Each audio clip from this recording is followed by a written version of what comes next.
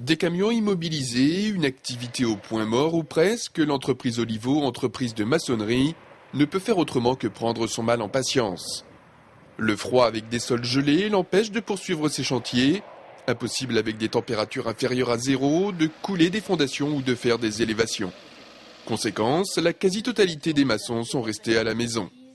Heureusement, certains travaux en intérieur restent possibles, comme ici pour l'extension d'un commerce en centre-ville du Poiret.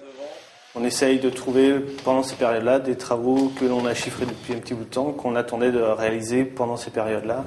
Mais ça ne suffit pas à employer tout le monde à l'intérieur et tous les employés ne sont pas capables aussi de faire ce type de travaux à l'intérieur, puisque c'est souvent de la rénovation. Le manque à gagner, on ne l'a pas forcément calculé, mais de toute façon, quand on est 16 personnes sur le terrain, s'il n'y a personne, il n'y a rien qui rentre pendant ces périodes-là. Donc pour nous, c'est une perte totale sur l'ensemble de l'activité. Si certains sont pénalisés par cette arrivée brutale du froid, d'autres s'en accommodent sans trop de difficultés. Pour faire du bois, c'est impeccable.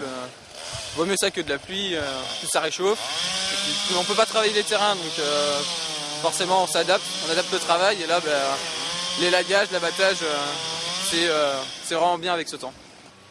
Le froid oblige néanmoins à prendre ses précautions et à bien se couvrir quand on travaille en extérieur. On rajoute polaire, soupule, bonnet, on rajoute des gants. Indispensable de bien s'équiper. Exactement, il faut de toute manière. Bien s'équiper pour combattre le froid et surtout ne pas rester sans rien faire. Dans les espaces verts, on sait trouver la parade. C'est tout de suite plus compliqué de lutter contre le froid quand on travaille dans le bâtiment.